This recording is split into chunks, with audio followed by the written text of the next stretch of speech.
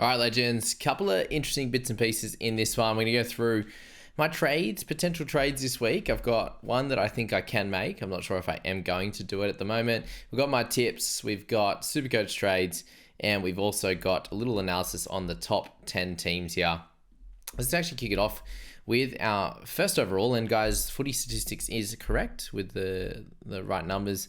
If you have a look here at your team personally, so overall score 15,425. If you go back to say round 16, it's down at 12,900, and that changes each and every week until we get to round 19. It's exact same overall score as it is right here in the end of round 23. So that's the rank that you currently see, is what I was ranked in round 19 there at 528, and then it obviously changes from there down to 431, then down to 463, then down to 232, up to 264, and that's what I was at the end of round 23, and it's showing the wrong figures now. So don't worry, don't stress too much about that. It will all be fine eventually, but it has taken a few days, and it still hasn't happened, so we'll see how that one works out. But Pete in first has 2 trades remaining, and he does have Pat Carrigan this week, so there's at least one looper there, which will be fun, and he can muck around with that, which will be cool. So 2 trades remaining. He did make one in round 23, Eli Katoa to Daly Cherry Evans. He went Tyron Wishart to Little in round 22, so he picked up a good score on that one there, and he already has Ponga and Cleary, which is good news there. So 2 trades for Pete up top.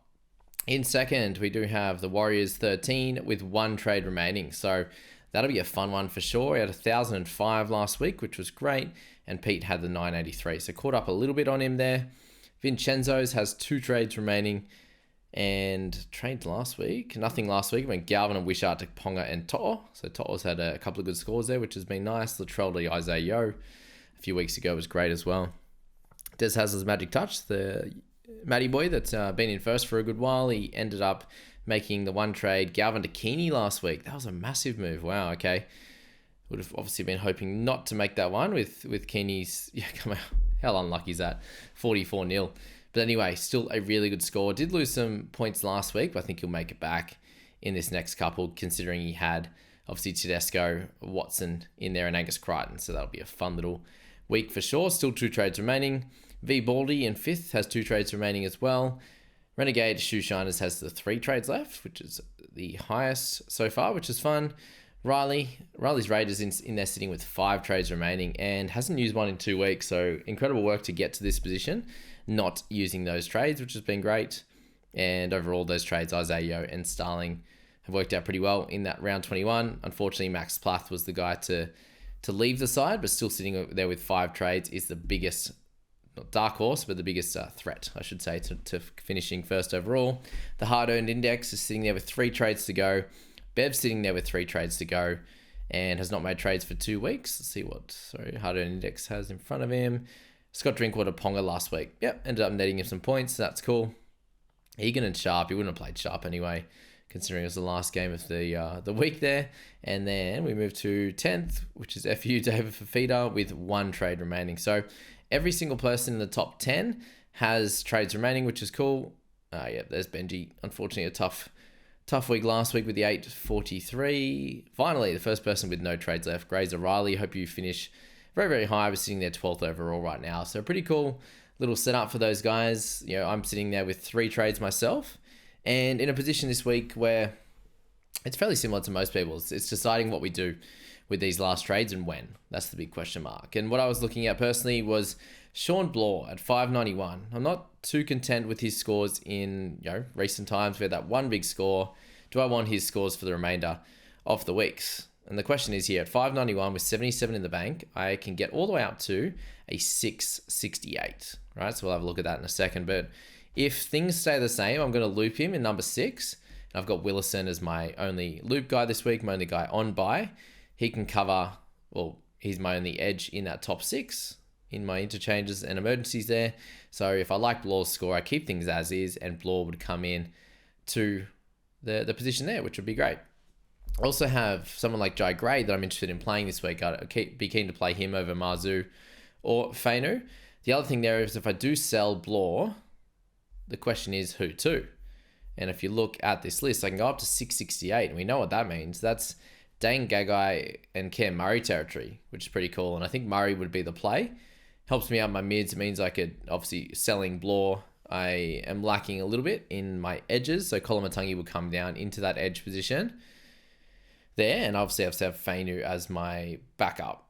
So not super ideal trading Blore. It means obviously get another mid and have some mid coverage there. But Blore to Murray does seem like a really nice upgrade, obviously. Him in the 13 role. How does he go against the Tigers? It could be fun.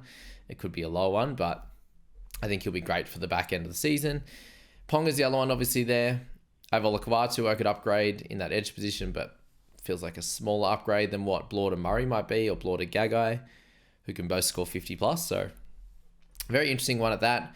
The other option is, as stated here, is just to loop him, because I feel like I'm pretty comfortable being able to play Starling, White, and Galvin, Watson, Gray. I think Gray against the Tigers is still a good play.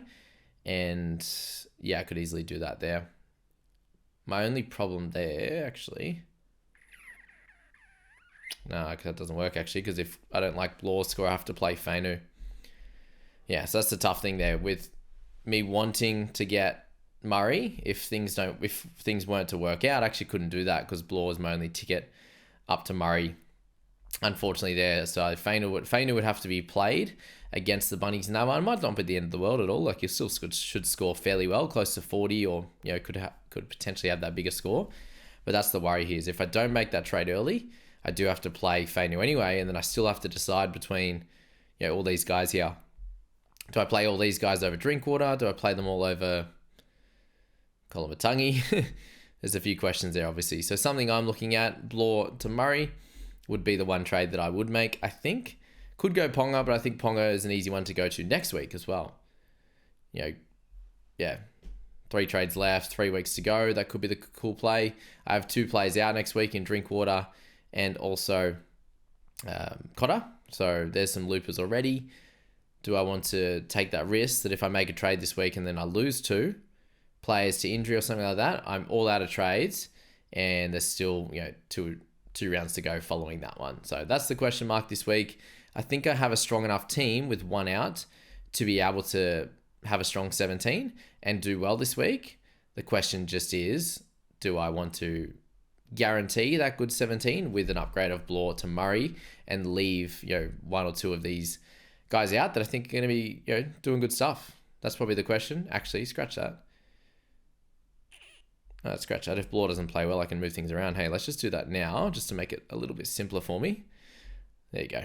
That was silly. That was silly for me. So how that one works, guys, is if I do like Blore's score, then I can just move Kolomatangi back to the mid position for Watson. There you go. Sorry, I missed that. Forgot that one and missed that one in there. So I wouldn't have to play Fainu, and I could use those 5 that I mentioned. So that's probably going to be the play this week now that I just sorted that out. Actually, I haven't really looked at my team this week much. Just been making the content and little thoughts in the back of my head. So there you go. That's how I would do that, and I think that's very, very simple and good enough this week because I'm happy with all of the potential scorers in that 17 if Blore wasn't to do well. And I hope he goes 70 and does something crazy, but if he doesn't, it's not the end of the world. It should be fine from there. So there you go. That makes it nice and easy for me. Let's go straight into the tips now before we get to my SuperCoach trades, and still sitting in a really good spot. 232 out of 18,000 Cowboys fans, 4th in the private group out of 94, 9th out of 142 in the open group. 2nd in my family tipping though. That's a tough one. I'm 1 down. I still have the best margin, so if I can get 1 point back on him with 4 rounds to go, I will be the winner, or in the lead, which will be good. I just need to get that back somehow. So that's what we're trying to do over the next few weeks. And my tips this week are Panthers over Storm. Makes sense. They're the better team. Just Eagles over Warriors. I think they'll have a good one this week. Roosters over Eels, even though the Eels are playing well. I can't push away from that. Dogs against Dolphins. I think that's they're just playing better than the Dolphins at the moment. Cowboys against Raiders could be an interesting one to tip against them, but they played that bad last week that I think they have to bounce back. I do think the Rabbitohs win by 10 against the Tigers. I'm popping down there. And then I've got the Dragons against the Titans. That's probably the contentious one there that could go either way. The Titans were really, really poor last week, and the Dragons obviously lost it as well. But Dragons at home, I think, is a good little one for them against the Titans, and I'm going to tip them in that one, but that could go either way. And then you've got the Sharkies. I'm tipping against the Knights there. So I actually don't expect to make any ground up on my cousin this week, But if he happens to tip, the Titans in that one against the Dragons, and I can get the Dragons, that would be enough. I wonder if he's actually watching these videos and checking my tips to just mirror me as well. I'll have to, maybe in the last week, I might not be able to show my tips just to make sure that I can catch up on him. But we'll see how that one plays out, that's for sure. And let's move to my SuperCoach team now. And I have made 2 trades. And how good's the projection? 1,384 at the moment. And I have made 2 trades. And I'm bringing in a cheapie, dual position, Mr. Ethan Roberts, front row forward, 2RF, 204K. Smithies comes out, Asako comes out, and Zach Lomax comes in. And that just really shores up my 17. Leaves me with a bit of cash at 175 next week to make one more upgrade, I think, in this side before the end of the season. I have 3 trades left following this week. And those are going to be the plays there, which is cool. The other option I potentially had was just moving an Asako to a Manu with the 1 trade there and not making a second. I'm not sure if I could make that one. Is Manu 557 or 547? I'm not sure. But anyway, I could have tinkered with that one and just brought Manu in instead at the cheaper rate. But I do think that Lomax is the play this week, and he's almost like captaincy worthy, I think, up against the Titans, the way that they could play, but we already also don't know how that one will play out. But anyway, Trbojevic and Tedesco down the bottom, the best pairing, I think, this week. Garrick, Tungo, Iro, Holmes, and Lomax. I'm going to leave Marzu and McLean on the bench. Campbell and Plath, Hughes and Cleary. Cleary will be my vice-captain this week, which will be cool. And how about we slot Lomax with the captaincy right now, just for a bit of fun. And we'll see how that one plays out. So Cleary's going to be the vice at this stage. For feeder, Crichton, Curran are going to be my 2 second row forwards, with Kai Paul sitting this week. Tarpanet and Fanua Blake, a terrific front row forward combination. Watson is my hooker. So I think it's going to be a good week, hopefully, here in this one.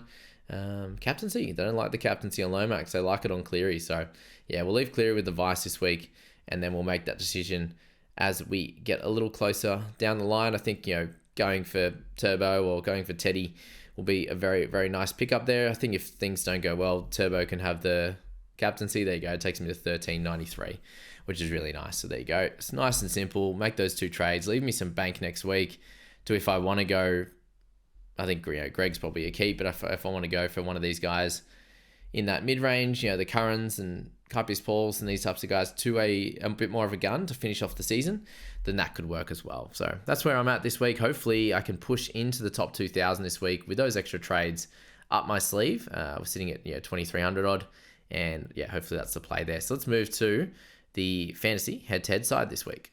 So I've actually made a trade this week. You'll see there the Josh Curran's in the side now, who wasn't before, and I have had to make the trade from Ryan Madison, who I don't think is going to play. I don't actually have a third mid this week if I don't make that move. So I actually do have to bring in a mid, and Curran is the most expensive and best mid available for me at that 655 and below range. So I was looking a little bit higher. I cannot get Murray by about $4,000. So that's the frustrating one, but I think Curran is going to do a good enough job for us in this team. And I do have a few buys. I have got a few where I'm in the semi-final after losing the first qualifying final, or I won the elimination final if I was in 5th to 8th. So therefore that means I do need to win a bunch of leagues this week. And Howarth is going to be my looper to start the week up against the Panthers this week. He's in the 6th spot, so a very easy one to do that. I have 2 loopers this week in Carrigan and Sipley. I might have had 3 if I had Madison, but I wouldn't have had a third mid. So 2 loopers it is. If I want to, I could just go Carrigan and Sipley in 4 and 5 and drop one of my guys down. But I'm in a pretty good spot where I think pretty much everyone in my side, except for Reed Marnie, I'm confident with. And it's then either Howarth, or Talangi. Can any of those 2 push into that starting 17? And I do think if we can get a 45 or 43, something like that out of Howarth, I think we'll end up taking his score over potentially a Reed Marnie or something like that. We'll see how that one plays out. Could move Starling into that starting side. I do think the rest of the guys like Campbell are worth a punt against the Dragons. He's worth, being able to get a 60 or a 70 for sure. And everyone else should be able to do a very solid job there as well. So there you go. That's my general thoughts around the head-to-head side there, leaving myself with 2 trades for some of the final weeks and a really strong 21 there. I'm pretty happy with that, that's for sure. I do have some matchups this week, as I said. I'm in the back 9 for the Gargarov there in that one, unfortunately, but up against Scoop in that one. I'm into 2nd in that's next league there. It's my prelim final. So we started in round 22 for this one. I'm in the very important semi-final. In that one, I am sitting in fourth and got the matchup there, first in that one. So yeah, I got like 5 leagues there with matchups this week. So pretty important week. And yeah, that's where the teams are at. And wish me luck. I wish you luck too. Let me know what you would do potentially in my side, or if you think that looping strategy is going to be best with guys like Jai Gray who could easily play against the Tigers and these types of guys there. So I think I'm pretty set. I wish all the guys in the top 12 that I looked up plenty of luck in this week. Get them closer to coming first. It's an incredible honor, I'd imagine, to be in that top 10, top 12. I've only got to 50th is my best. So yeah, haven't been there yet, but I'm sure it feels great. And good luck to all of you guys. And if any of you guys want to jump on the channel over the next few weeks into the back end of the season there, we've already had Bevan on, who's the highest in our private group. But anyone not in that private group that would like to be on the channel or have a chat to me, I would love to chat to you there. So good luck to you guys this week and everyone out there, and we'll see you in that next video. I won't be able to make one tomorrow in the morning anyway. I'm a bit busy, unfortunately. I'm going for a drive this afternoon, but I will be back tomorrow, probably evening, or I'll just pop it all on Saturday in that review there for those 3 games instead of the 1. So sorry about that, but we'll get there eventually, guys. See you later.